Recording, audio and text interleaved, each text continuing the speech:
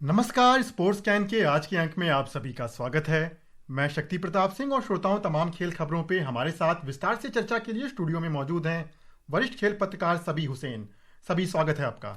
धन्यवाद शक्ति। सबसे पहले नजर डालते हैं आज की स्पोर्ट्स हेडलाइंस पर।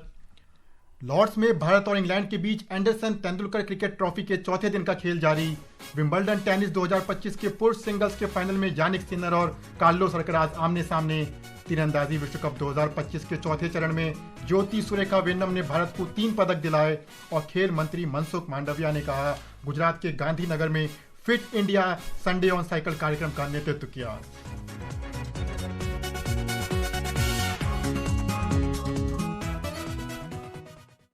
लॉर्ड्स में भारत और इंग्लैंड के बीच एंडरसन तेंदुलकर क्रिकेट ट्रॉफी के चौथे दिन का खेल जारी है। इंग्लैंड ने आज दूसरी पारी में ताजा समाचार मिलने तक टी ब्रेक तक 6 विकेट पर 175 रन बना लिए हैं। इंग्लैंड के लिए अभी बेन स्टोक्स 27 और क्रिस वोक्स 8 रन बना करके खेल रहे थे। भारत के लिए मोहम्मद सिराज ने और वाशिंगटन सुंदर ने 2-2 विकेट लिए, जबकि नीतीश कुमार रेड्डी और आकाशदीप ने 1-1 विकेट हासिल किया। पहली पारी में इंग्लैंड के 387 रन के जवाब में कल भारत की पहली पारी 387 रन के ही स्कोर पर सिमट गई। तो सभी यहीं से शुरू करते हैं। चौथे दिन का खेल है और जिस तरह जहां पे कल का खेल खत्म हुआ वो आखिरी एक ओवर, मैच एकदम अपने रोमांच पर है। बिल्कुल ये सही कहा, क्योंकि हमने देखा कि आखिरी के ओवर में जो लास्ट का एक ओवर था, जैक क्रॉली जिस तरीके से मतलब कि चाह रहे थे कि दूसरा ओवर ना उनको खेलना पड़े, और जिस तरीके से वो जसप्रीत बुमराह के सामने बिल्कुल जैसे हम देख रहे थे कि इतनी प्रोबिंग लाइन डाल रहे थे जसप्रीत बुमराह, और उनको कुछ पता ही नहीं चल रहा था कि क्या करे, कि अटैक करे, डिफेंड करे, कैसे खेले। तो वो है ना, जैसे पहले उन्होंने गार्ड लेने में 90 सेकेंड्स का समय ले लिया, उसके बाद उन्होंने है ना मेडिकल टाइम आउट ले लिया। तो वो जो कल जो गहमा गहमी हुई पूरी इंडियन टीम और जैक क्रॉली और बेन डकेट के बीच, और जिस तरीके से शुभमन गिल ने काफ़ी सारे है ना जो ऐसे काफ़ी सारी जो एक्सचेंजेस हुई, वर्ड्स की जो एक्सचेंजेस हुई, उससे है ना मुझे लगता है कि ये मैच ही नहीं, पूरी श्रृंखला जो आगे आने वाले 2 टेस्ट मैच भी है उनका भी है ना, मतलब कि एक बहुत ही एक गर्मा जैसे माहौल हो गया है, और काफ़ी जिसमें मुझे लगता है कि बहुत ही रोमांच रहेगा। और ये भी देखने को मिलेगा कि आगे आने वाली सीरीज में भी है ना, मुझे लगता है कि काफ़ी ये वर्बल ड्यूल भी होता रहेगा। और आज का खेल की अगर हम बात करें, 175 पे 6 है टी ब्रेक तक इंग्लैंड। वाशिंगटन सुंदर की अगर हम बात करें तो उन्होंने जो क्रूशल विकेट्स निकाले जो रूट के, और उन्होंने जेमी स्मिथ को आउट किया, तो ये 2 क्रूशल विकेट्स उन्होंने निकाल के अपनी टीम को जो एक सपोर्ट दिया है, क्योंकि हम देख रहे हैं कि ज़्यादातर एक्सपेक्टेशन रहती है बुमराह से वो निकाले या बीच की स्पेल में न सिराज निकाले, लेकिन जो वाशिंगटन सुंदर ने एक जो दबाव बनाया दूसरे छोर से, और कहीं ना कहीं उन्होंने रविंद्र जडेजा का भी थोड़ी सी राहत पहुंचाई, क्योंकि रविंद्र जडेजा भी ये होता है कि एक स्पेशली स्पिनर की तरह लगातार बॉलिंग करते रहते हैं, लेकिन यहाँ पर वाशिंगटन सुंदर ने जो 2 क्रूशियल ये ब्रेक थ्रू अचीव किया, और उससे है ना गेम बिल्कुल खुल गया। 175 पे 6, यहीं पर अगर हम अगले 50 रन में अगर इंग्लैंड की पारी को समाप्त कर देते हैं तो भारत के पास 225-30 रन का लक्ष्य रहेगा, जो कि काफ़ी अचीवेबल लक्ष्य, क्योंकि भारत की बल्लेबाजी बहुत स्ट्रांग है। और इंग्लैंड की जहां हमने देखा है कि गेंदबाज इतने सफल नहीं हो पा रहे हैं भारत के बल्लेबाजों के खिलाफ, तो मुझे लगता है कि यहाँ 175 पे 6 है, 50 रन और ज़्यादा बनाने दिया जाए इंग्लैंड को अगर, और किसी भी तरीके से 220-30 तक उनकी पारी समाप्त करे, ताकि ये विक्ट्री टारगेट फिर इंडिया को मिले, क्योंकि चौथी पारी में खेलना हमेशा दबाव भी रहता है, और थोड़ा सा पिच भी अभी स्पिनर्स को भी मदद दे रहा है, क्रैक्स भी पड़ गए हैं, तो थोड़ा सा भारत नहीं चाहेगा कि उनको ज़्यादा बड़ा स्कोर को चेस करना पड़े। जी बिल्कुल। जिस तरह की आज के खेल की बात की जाए, बिल्कुल स्वाभाविक है कि भारत कम से स्कोर पर यहाँ पे रोकना चाहेगा इंग्लैंड की पारी को, ताकि चौथी पारी में भारत को बहुत लंबे समय तक बल्लेबाजी ना करनी पड़े। और अब बात करते हैं महिला क्रिकेट की। भारतीय महिला क्रिकेट टीम को इंग्लैंड के खिलाफ 5 T20 मैचों की श्रृंखला के अंतिम मैच में हार का सामना करना पड़ा। हालांकि भारत ने ये श्रृंखला 3-2 से अपने नाम कर ली। 5वें मैच में भारत के लिए शैफाली वर्मा ने तेज तर्रार 75 रन की पारी खेली, जिसकी बदौलत भारत ने 7 विकेट पर 167 रन बनाए, और इंग्लैंड ने हालांकि 5 विकेट शेष रहते जीत हासिल कर ली। इसके बाद भारत की अभी 3 एक दिवसीय मैचों की श्रृंखला होनी है, जो कि 16 जुलाई से शुरू होगी।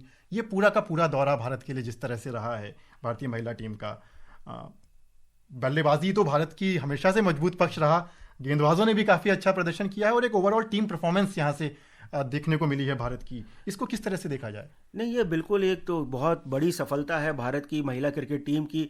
और जैसा हमने कहा भी कि हरमनप्रीत ने जब प्रेस कॉन्फ्रेंस भी करी थी, जब ये भारत ने श्रृंखला जीत ली थी, जब यानी कि 3-1 से जब आगे हो गई थी, यानी साइबल लीड ले ली थी, तब उन्होंने है ना विमेंस प्रीमियर लीग को बहुत बड़ा क्रेडिट दिया था। और उन्होंने कहा था कि WPL की वजह से ये जो हर एक खिलाड़ी के जो खेल में एक निखार आया है और जो एक्सपोजर मिला है उनको, क्योंकि बाहर से खिलाड़ी आके यहाँ पे खेलते हैं WPL, और इससे है ना हमारे को जो कहते हैं ना स्ट्रेंथ वीकनेसेस पता चलती है। जो आगे जो ऐसे बायलैटरल सीरीज होते हैं, टूर्स होते हैं, उसमें हम प्लान करने में बहुत है ना, इसमें हमें बहुत हेल्प मिलती है। और ये हमने देखा कि इस सीरीज में, क्योंकि पहली बार हुआ है कि है ना भारत ने इंग्लैंड की धरती पर हराया है महिला क्रिकेट में, और ये वाकई ही एक बहुत उनको कॉन्फिडेंस बूस्टर है, क्योंकि उनका मनोबल इसलिए भी बढ़ाएगा क्योंकि भारत ODI वर्ल्ड कप की तैयारी कर रहा है, जो इस साल भारत होस्ट कर रहा है, और अगले साल T20 वर्ल्ड कप है इंग्लैंड एंड वेल्स में। तो इस तरीके की श्रृंखला जो जीती है भारत ने, उससे उनका मनोबल बढ़ेगा, और आगे वाली जो अभी ये जो एक दिवसीय श्रृंखला है जो 3 मैचों की, उसमें भी भारत एक मजबूत जिसे कहते हैं टीम बन के उतरेगा। जी बिल्कुल, ये दौरा इस नज़र से भी काफ़ी अहम है कि भारत अगले साल इन्हीं मैदानों पर T20 विश्व कप खेलेगी भारतीय महिला टीम, तो उस दृष्टिकोण से ये पूरी जो श्रृंखला है बेहद अहम हो जाती है। और अब बात टेनिस की। विंबलडन 2025 के पुरुष सिंगल्स के फाइनल मुकाबले में इटली के यानिक सिनर और स्पेन के कार्लोस अल्कराज कुछ ही देर में आमने सामने होंगे। यह फाइनल आधुनिक टेनिस के सबसे रोमांचक युग की शुरुआत का प्रतीक माना जा रहा है, जहां जोकोविच, नाडाल, फेडरर के युग के बाद अल्कराज और सिनर जैसे युवा सितारे टेनिस के आसमान पर छाने को तैयार हैं। एक रिपोर्ट।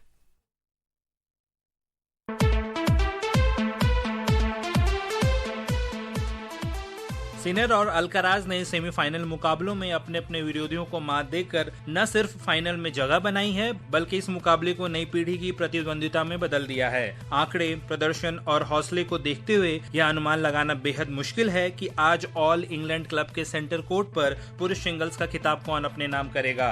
अल्कराज और सिनर ने पिछले 8 ग्रैंड स्लैम खिताबों में से 7 जीते हैं। गत विंबलडन चैंपियन कार्लोस अल्कराज का उनके आमने सामने के रिकॉर्ड में 8-4 का रिकॉर्ड है और उन्होंने पिछले 5 मुकाबलों में जीत हासिल की है। 22 वर्षीय अल्कराज ने लगातार 24 मैच जीते हैं, वहीं 23 वर्षीय यानिक सिनर वर्तमान में विश्व नंबर 1 हैं। उन्होंने पूरे टूर्नामेंट में दमदार प्रदर्शन किया है और सेमीफाइनल में नोवाक जोकोविच जैसे दिग्गज को हराने के बाद उनके हौसले बुलंद हैं। ऐसे में एक बात तो स्पष्ट है कि आज दुनिया भर के टेनिस प्रेमियों को एक रोमांचक कांटे की टक्कर देखने को मिलेगी। वहीं कल खेले गए महिला सिंगल्स के खिताबी मुकाबले में पोलैंड की ईगा स्वातेक ने अमेरिका की अमांडा एनिसिमोवा को 6-0, 6-0 से एक तरफा हराकर अपने करियर का पहला विंबलडन और 6ठा ग्रैंड स्लैम खिताब जीता। स्वातेक ने 57 मिनट चले मुकाबले में शानदार जीत दर्ज की, जो ओपन एरा में 6-0, 6-0 से ग्रैंड स्लैम एकल फाइनल में उनका दूसरा मैच था। ओपन एरा में पोलैंड की ओर से पहले विंबलडन एकल चैंपियन बनने के अलावा यह जीत स्वातेक के करियर की 100वीं ग्रैंड स्लैम मैच जीत भी है। इसके साथ ही ब्रिटेन के जूलियन कैश और लॉयड ग्लासपूल ने पुरुष डबल्स का खिताब जीत लिया है। वर्ष 1936 के बाद विंबलडन का खिताब जीतने वाली यह पहली ब्रिटिश जोड़ी है। जूलियन और ग्लासपूल ने फाइनल में ऑस्ट्रेलिया के रिंकी हिजिकाटा और नीदरलैंड के डेविड पेल को 6-2, 7-6 से पराजित किया। Prashant Kumar, sports can.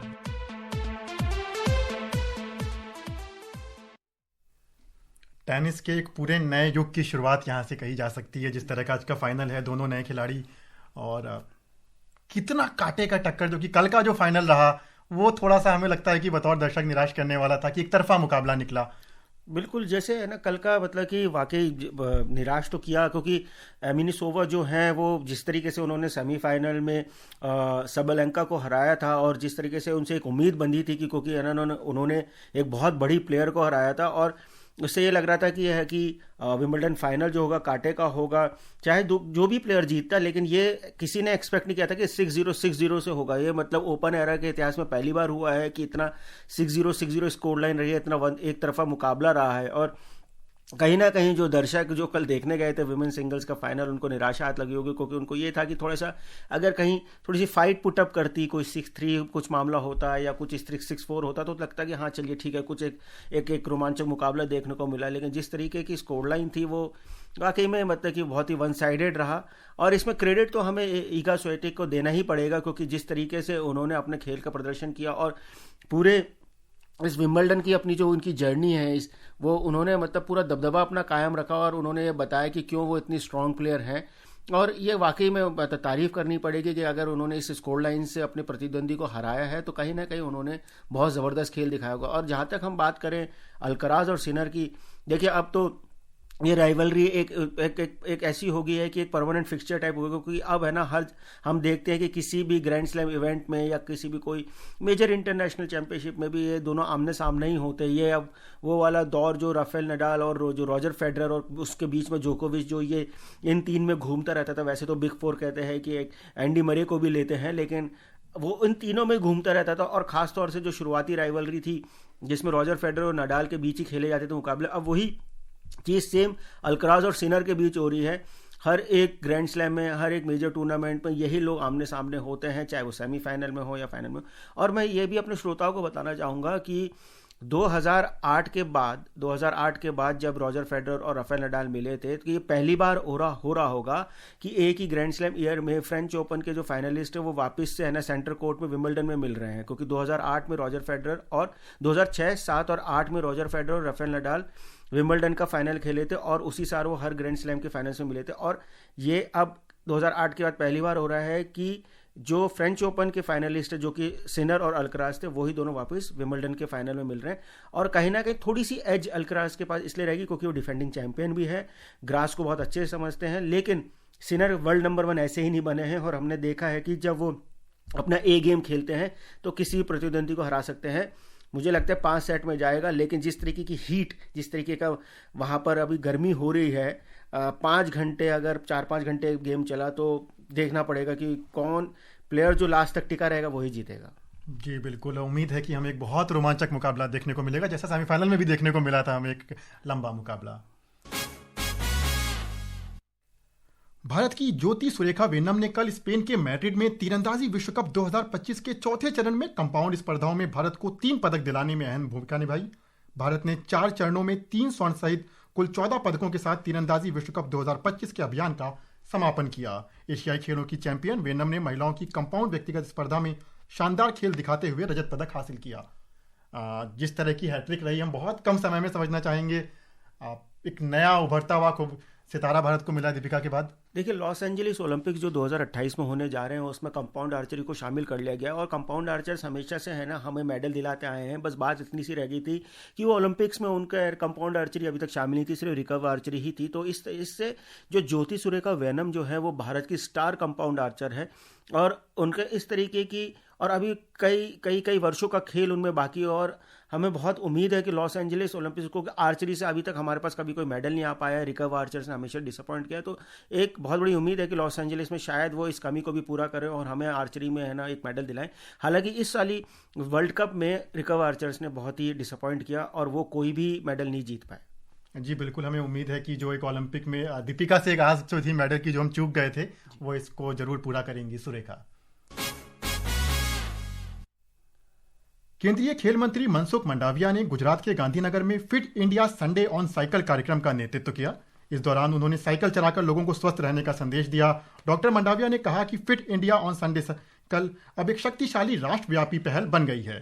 Cycling ये पोल्यूशन का सॉल्यूशन है, साइकिलिंग ट्रैफिक का समाधान भी है, बेस्ट एक्सरसाइज है। साइकिलिंग ये फिट रहने का मंत्र है और इसलिए इस संडे सारे देश में 7,000 से अधिक स्थानों पर देश के युवाओं ने संडे ऑन साइकिलिंग करके फिट इंडिया का संदेश दिया है और मोदी जी के मूवमेंट के साथ जुड़े हैं। वहीं दिल्ली के मेजर ध्यानचंद स्टेडियम में WWE heavyweight champion the great खली ने भी इस अभियान को हरी झंडी दिखाकर रवाना किया। इस अवसर पर श्री खली ने कहा कि युवाओं को फिटनेस को प्राथमिकता देनी चाहिए और सक्रिय जीवन शैली अपनानी चाहिए। अब थोड़ा इंडिया ना बदल रहा है, इंडिया की सोच भी थोड़ी बदल रही है और जो आज यहाँ देखने को जोश मिला बच्चों में, हर बच्चे के पास साइकिल है, दिल्ली घूमेंगे, इंडिया गेट जाएंगे, तो बड़ा अच्छा लगता है कि भी आप 24 घंटे पे आप एसी पे रहते हैं और थोड़ा अगर पसीना निकालेंगे अपने बॉडी से उसके लिए बहुत अच्छा है।